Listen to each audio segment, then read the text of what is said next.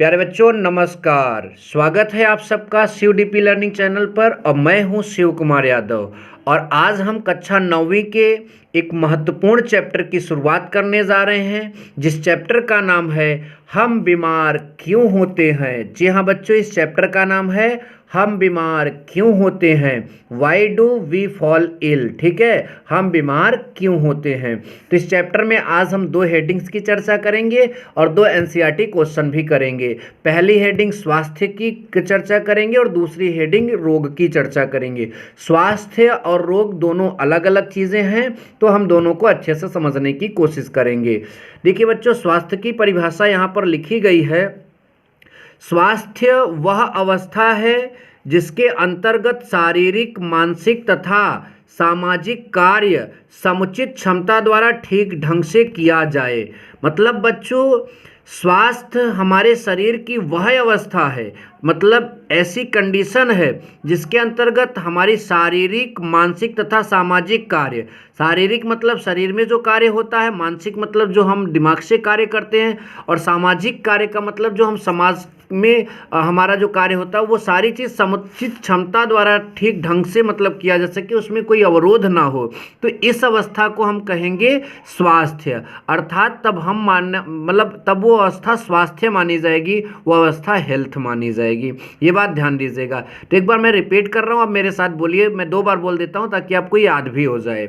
स्वास्थ्य वह अवस्था है जिसके अंतर्गत शारीरिक, मानसिक तथा सामाजिक कार्य समुचित क्षमता द्वारा ठीक ढंग से किया जा सके। फिर से रिपीट करिए। स्वास्थ्य वह अवस्था है जिसके अंतर्गत शारीरिक, मानसिक तथा सामाजिक कार्य समुचित क्षमता द्वारा ठीक ढंग से किया जा सके। उसके बाद बच्चों, हमने यहाँ पर एक प्रश्न लिया, ठीक है, जो कि स्वास्थ्य हेडिंग से ही रिलेटेड है और ये एनसीईआरटी का प्रश्न है। ये बात ध्यान दीजिएगा। इसमें लिखा है अच्छे स्वास्थ्य की 2 आवश्यक स्थितियाँ बताइए। जी हाँ बच्चों, अच्छे स्वास्थ्य की 2 आवश्यक स्थितियाँ बताइए। तो देखिए, पहली स्थिति है कि व्यक्ति के अंग तंत्रों का समुचित रूप से कार्य करने पर ही व्यक्ति स्वस्थ कहलाता है।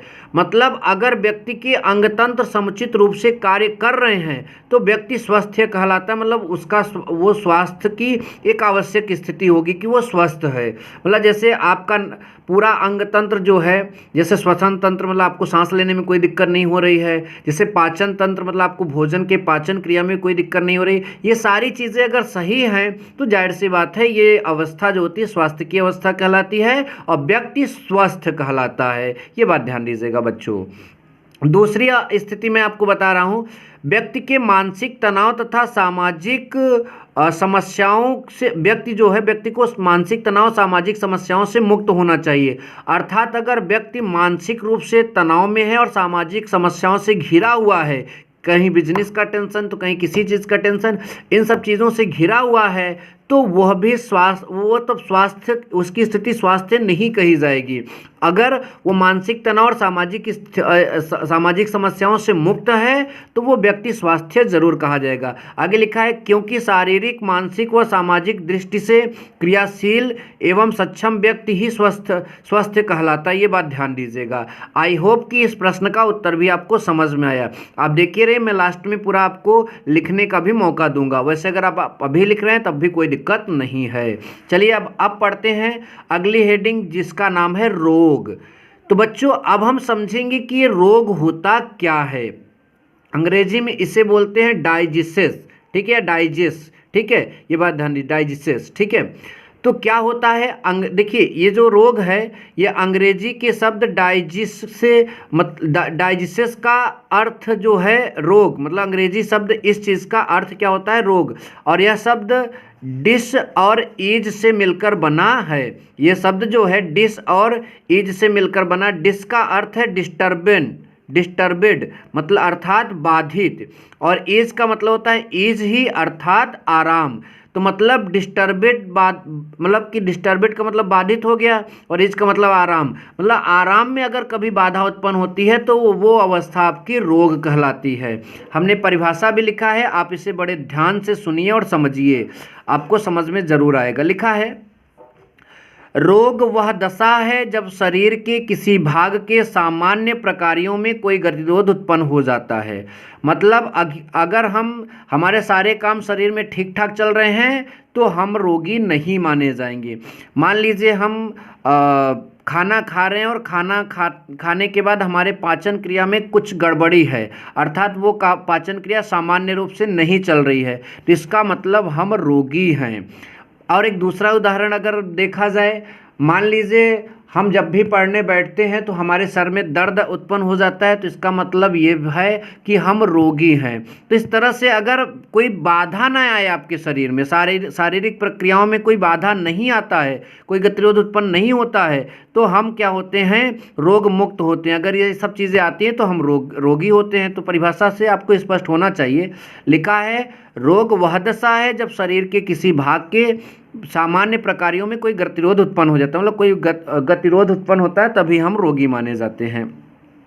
बच्चों, एक प्रश्न यहाँ पर हमने लिया है, उसको ध्यान से पढ़िएगा। ये भी एनसीईआरटी का प्रश्न है, फिर इसके उत्तर की बात करेंगे हम। रोग मुक्ति की कोई दो आवश्यक स्थितियां बताइए। मतलब कोई व्यक्ति रोग मुक्ति मतलब वो रोग से मुक्त है, उसकी कोई दो स्थिति बताइए। तो सबसे पहला स्थिति जो है रोग मुक्त होने की, लिखा है, रोग मुक्त होने के लिए व्यक्तिगत तथा सामुदायिक स्वच्छता तथा अच्छा वातावरण आवश्यक है। मतलब कोई व्यक्ति रोग मुक्त होगा, उसके लिए पहली स्थिति यह है कि वो व्यक्तिगत सामुदायिक और स्वच्छता तथा अच्छा वातावरण मतलब चाहिए।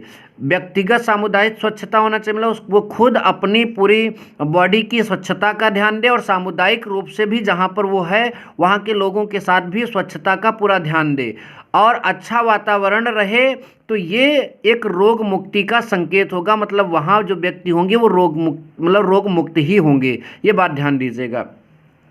दूसरा यहाँ पर लिखा है, पर्याप्त तथा संतुलित भोजन भी शरीर को रोग मुक्त करने के लिए आवश्यक है।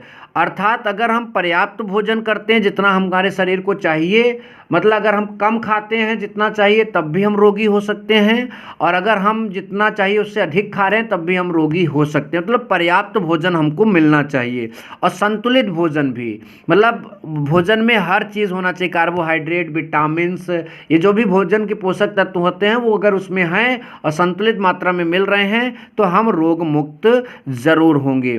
तो ये आज की वीडियो में बस इतना ही चर्चा होगी, बाकी इस चैप्टर में हम आगे चर्चा ज़रूर करेंगे। तो आप लिखना आप चाहते हैं तो मैं यहाँ पर पूरा दिखा दे रहा हूँ, आप लिखिए। सबसे पहले पार्ट का नाम डाल लीजिए और ये शेडिंग का आप लिख लीजिए इसको, ठीक है। उसके बाद ये प्रश्न जो आया और इसके उत्तर को भी आप अच्छे से लिख लीजिए बच्चों। इसके बाद रोग की परिभाषा आती है, वीडियो रोक करके इसके बारे में लिख लीजिए, और ये यहाँ पर परिभाषा जो लिखा गया वो लिख दीजिए। फिर यहाँ एक और प्रश्न आ रहा है, आप इस प्रश्न को भी लिख लीजिए। आई होप कि आपको मेरा वीडियो बहुत अच्छा लगा होगा। अगर वीडियो अच्छा लगा है तो वीडियो को लाइक ज़रूर करिए।